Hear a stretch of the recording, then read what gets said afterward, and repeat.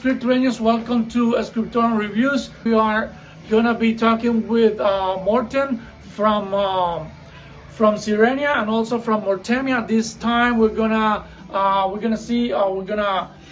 see an interview with Morten, but we're going to talk about Mortemia this time. Okay, so Mortemia is a project from Morten. So he started like 10 years ago. So this time we're talking with Morten about his project Mortemia. So he released an album in 2010 called Mr. Morten. So it's a very symphonic death metal work that that time he did it himself, and he also sang in this project. So now we're also talking about that album in 2010 and the recent album is working on it. So, but he has released already some songs for this pandemonium sessions. In 2021, he's releasing the pandemonic sessions. Is also a Mortemia album, but it's quite different from this Mr. Morten in 2010. So in this album, he's inviting some female guest vocalist from the symphonic and heavy metal field. In this pandemonic sessions, he has Marcella Voviu from the symphonic death metalers, the Dutch symphonic death metals band Mayan. He also have Liv Christian. You remember her from Theater of Tragedy and also from Levi's. He also has Alessia Scaletti from Temperance, the Italian heavy metal band. He also invited Melissa Boni from Ad Infinitum, the Swiss symphonic metal band, and he also have Madeleine Leichten from LA.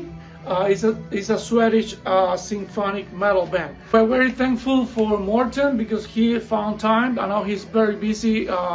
Put him up Sirenia back on live, and he also is working at the same time with this Mortemia releases. So we thank Morten very much for this very cool interview. Thank you, man. You did a great job. We're very thankful for that. Okay, Scripturians, we are really happy that we had Mortemia and be pending of the next chapter. We're gonna have Sirenia, so this is something we're gonna advance. So we're gonna have also Morten talking about Sirenia new release and new plans, but that's gonna be for the next chapter. Okay, next episode. In the meantime, keep subscribing to the channel. If you like what you see, subscribe and give us your comments. So that's the only way we have to improve our work. So we're doing this because we like metal. Okay, so stay tuned and stay metal. Okay, thank you so much.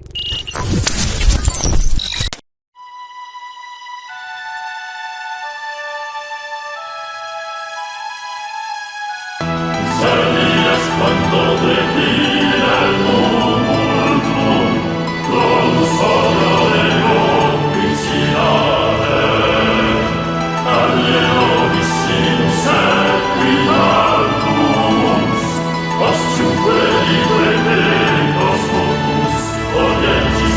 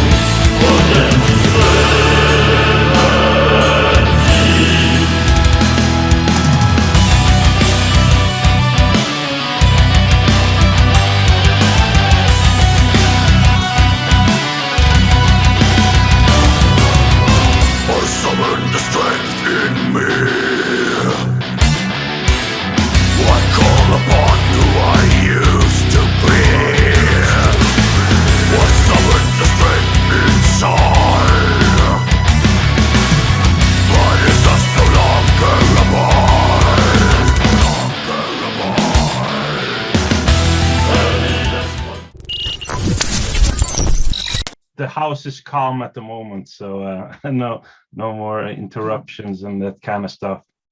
Yeah. Kids are sleeping. That's great. Yeah, exactly. That's the happy hour. Yes. Are you in Norway right now? Yeah, I'm in Norway at home, in Stavanger, in southwest of Norway. Where are you guys at, by the way? We are from Cuba, but we are living in Houston now. Okay. In Texas. In Texas. Yeah. Actually, we had this these magazines called Scriptorian, and we started back in Cuba in Spanish. And we I remember I had before coming to America, so we had an interview like for Sirenia at that time. I think someone from Nuclear Blast was gonna give it to you at that time, but we left Cuba, and I'm digging some questions from that interview. But, Okay. But as it was like this interview was like maybe 9 years ago. But now we updated. Now the time has passed. Is it okay if we start talking about Mortemia and then we jump into Sirenia later? Yeah, sure. Okay. Sure. Because we would like to do like 2 episodes, maybe one Mortemia first and the other one with Sirenia. Okay. Yeah. That works. Let's go back in time a little bit. Okay, let's go to 2010. Why did Mortemia come to life? Yeah, back then I was writing a lot of material, and I thought some of the material didn't really fit into Sirenia's concept, or the kind of direction I was taking Sirenia at the moment. And I also thought some of the material, I liked it too much to kind of just put it aside and not really use it for anything. So I think that's how the idea came about to do this side project called Mortemia. And I did this first album called Misera Mortem back in 2010. But after that, Sirenia became so busy, so I couldn't really find time to do more Mortemia stuff, as Sirenia was pretty much taking up all my time. So that's why it has been this long break, like 11 years pause without doing anything with Mortemia, basically because Sirenia was too busy. And when the COVID-19 pandemic broke out, all our tours was either canceled or put on hold, and all of a sudden I got a lot of spare time again. So I thought I wanted to use this time for something creative, something positive, and so yeah, one of the first things that came into my mind was basically to start writing Mortemia songs again, as we just released a Sirenia album at the time. And so it was the perfect kind of timing for me to start working on Mortemia again. Good. So this first album is half, is a little bit different in the vocals from what Sirenia proposed, and it's a little bit like similar in the music or in using the chorus. And so how do you plan this album back in that day? Well, my thought back then was, as I had a female singer for Sirenia, I wanted to do something different with Mortemia. So the idea of, making it kind of like a 50-50 split between my roles and the choir, and then not have any female lead vocals would kind of be the vocal concept for that album. And in this way, making it different from the Sirenia material.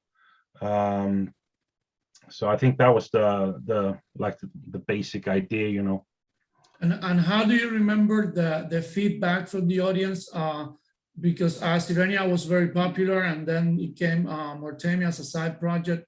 So did you get any do you remember any feedbacks at that time?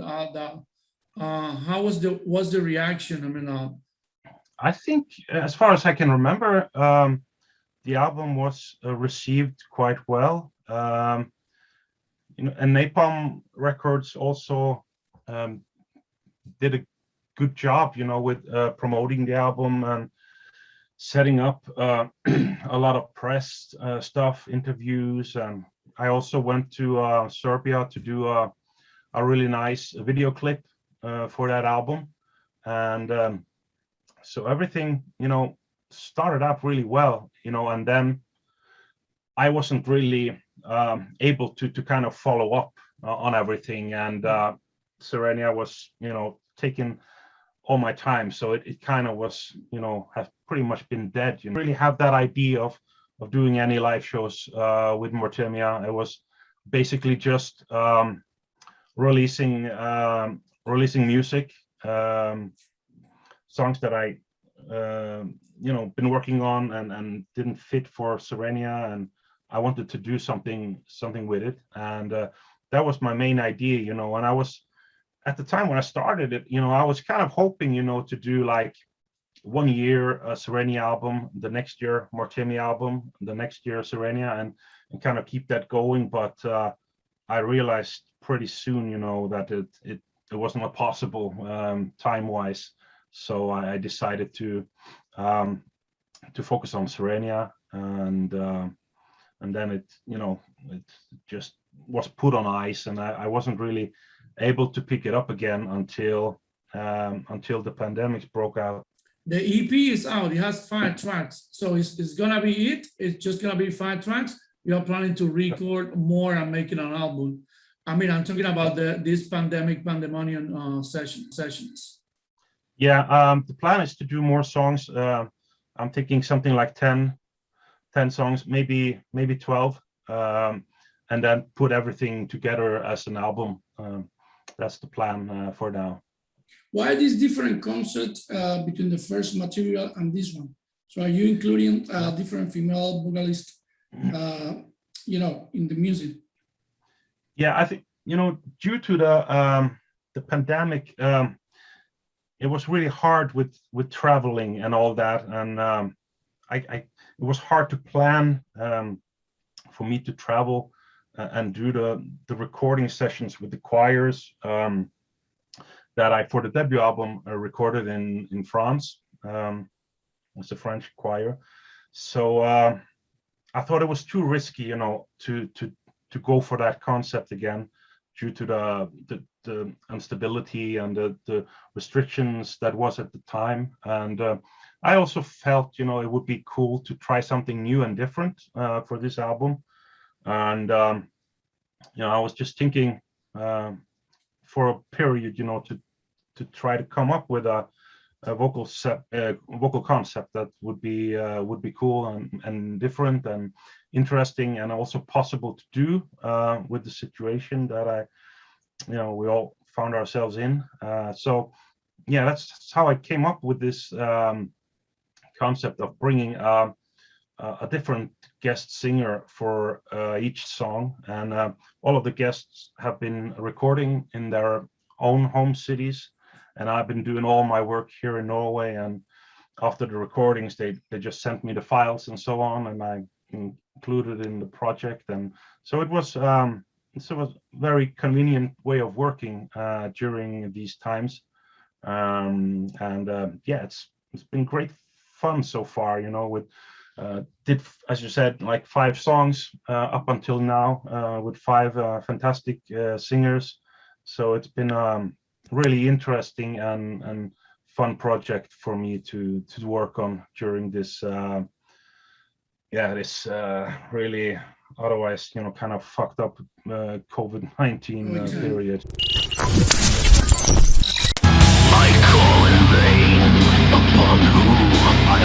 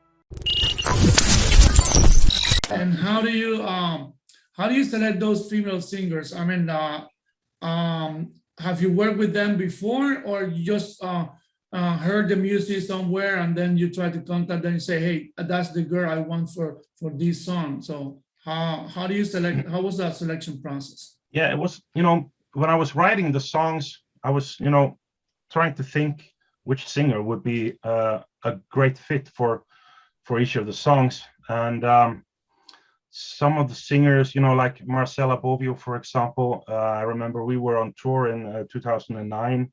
I was on tour with Serenia, and she at the moment was touring with her previous band, Stream of Passion. So I know Marcela for many years, and I really wanted her to be a part of the project, and I kind of had her in mind when I was writing that song, and I contacted her, and she was interested in joining the project. And some of the other singers, a few of them I only knew the band, and for like Liv Christina, of course, she's from Stavanger too, my home city, so I've known her since pretty much forever, since she started out in the early days with the Theater of Tragedy. And me and Madeleine, we have been talking a little bit in the past as well. I haven't met her yet, but we've been talking a bit. I know her father quite well. He's a musician too, and he's been working a lot in Norway.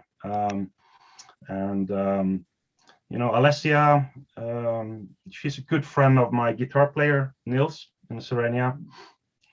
So we kind of got introduced that way. And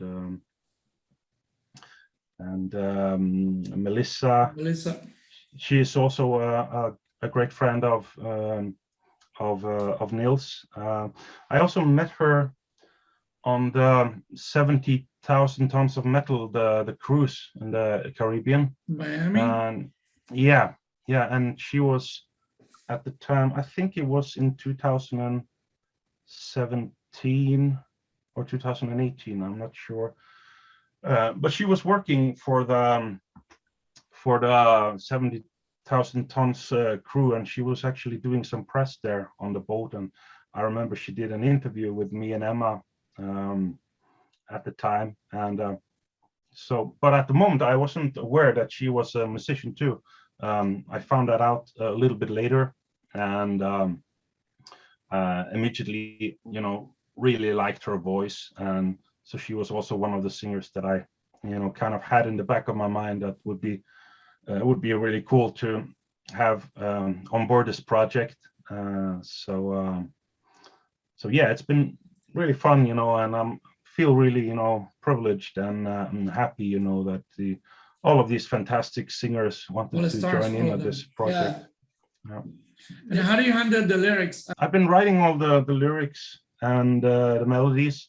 When I sent up the songs, I also sent the vocal melodies. I just recorded them with the guitar, and then I sent the lyrics and kind of an explanation, where all the notes would go to coordinate with the lyrics, and whether there was like several notes on one of the words, for example, and just kind of explained a little bit of how it would go. And apart from that, they were free to interpret and put their own touch and performance on it, and it turned out really great. All of them are really really professional singers, so I always felt really confident that the result would turn out great anyway. In the past, I've always been in the studio together with the singer, and we've been working out everything, and but for this project it was kind of difficult, with all of us being in different places, and with a lot of, especially the traveling restrictions that we had in the beginning of the project. Now at the moment it's quite all right, it's not that difficult to travel, at least here in Europe. So it might have been possible, but yeah, it's been quite, time saving and all, doing it this way, and so far it's been working out really great. So I'm thinking, just to kind of continue in this way. It turned out to work out really great.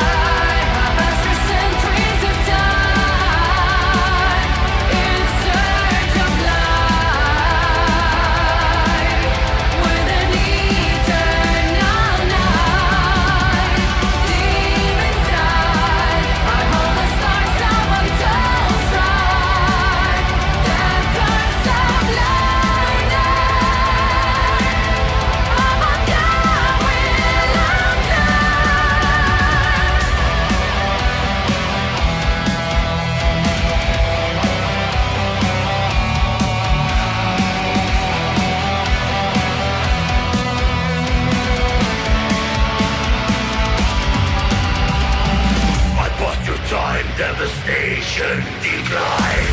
I resign while death turns a blind eye. I can't deny it's been a while. Try to justify.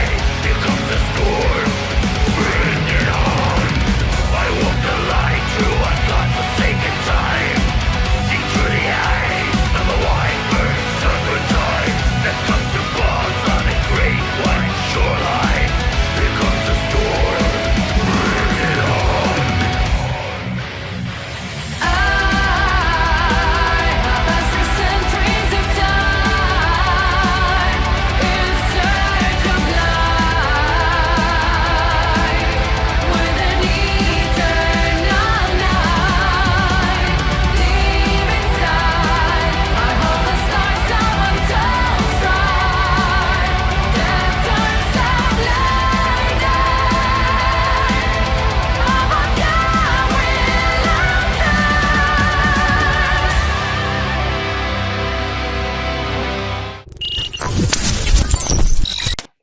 Is Mortemia, so Mortemia is gonna be, in this near future, it's gonna keep the one solo music project, or you think more like a band or playing live, in this second era of Mortemia? It's a little bit hard to say, It would be awesome, bro. It would be awesome to have all these it would be really cool. fantastic singers on stage.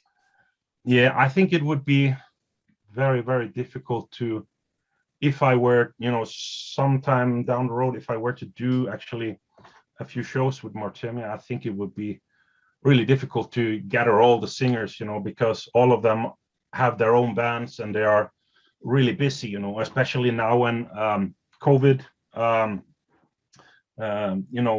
most of the worst of that is kind of finished now, and the countries are opening up for doing live shows and all that kind of stuff again. So I expect all of these singers to be out, touring with their own bands and being busy, so I think it would be really or kind of impossible to put together some shows with all of the singers. I mean, if the project grows, quite big, and the interest keeps growing as it has been doing so far, it could at some point be really cool to try to do something, set up some concerts and so on.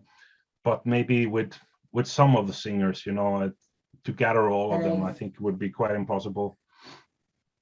And what about, do you think that when you finish, the 10 or the 12 songs, that Napalm, for example, could be interested in releasing the album and giving more exposure? I haven't been thinking about that.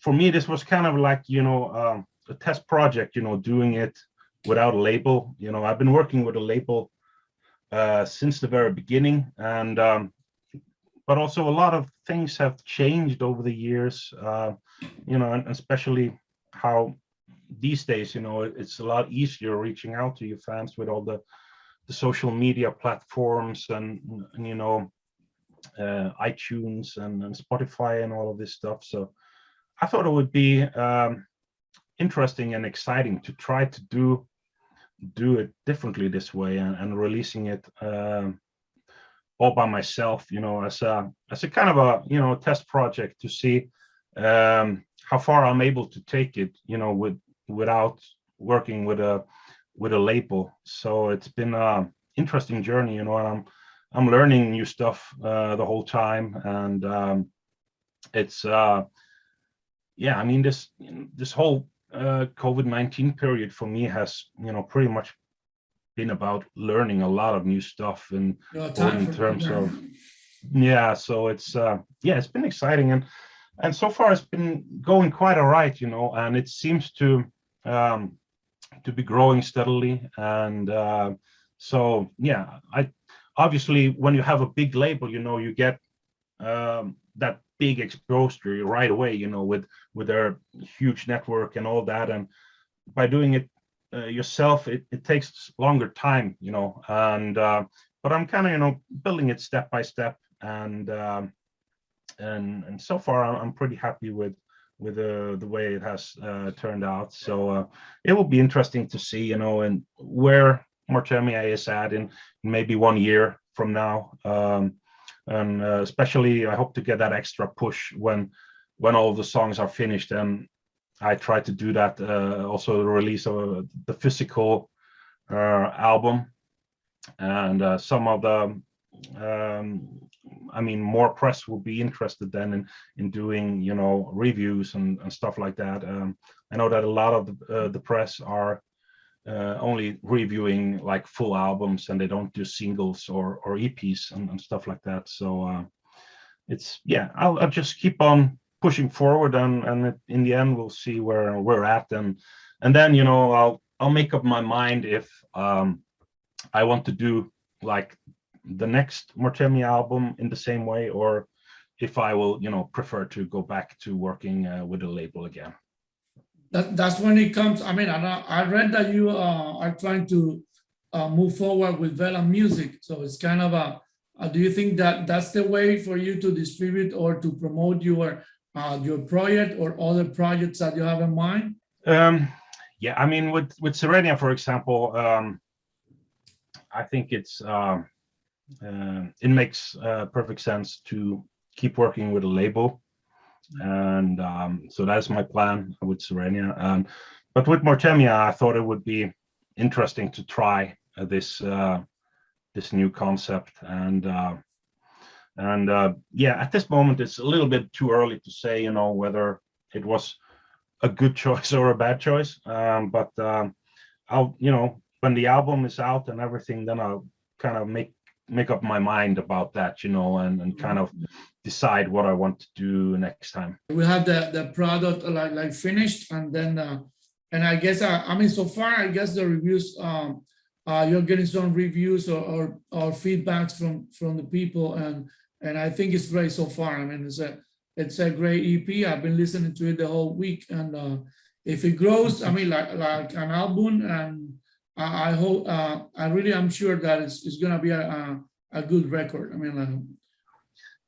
I'm so far, I'm really, really happy, and I think it's fantastic guests also that I'm having on board this project, and I'm already talking to many other fantastic singers as well that will be a part of the upcoming songs. Can you So announce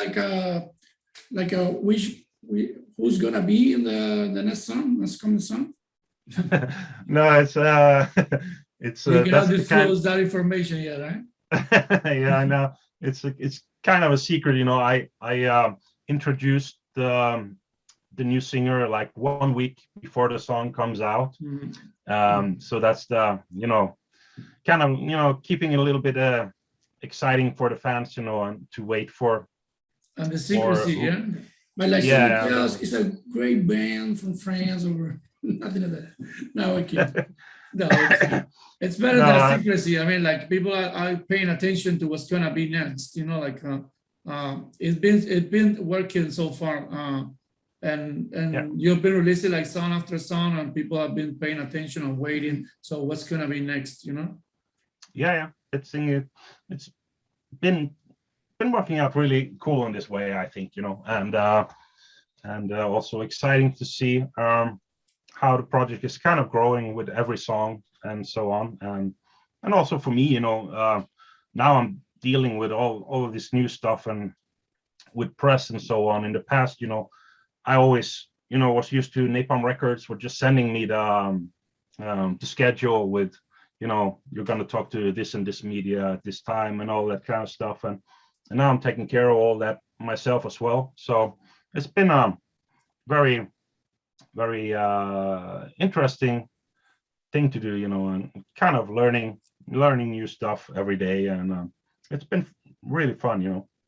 Can you give some comments to the Cuban audience that follow your music and your projects? So, and I can tell that, you know, you have a lot of fans in Cuba, back in Cuba, that love Gothic music and all what you start, you know, with Sirenia like 20 years ago.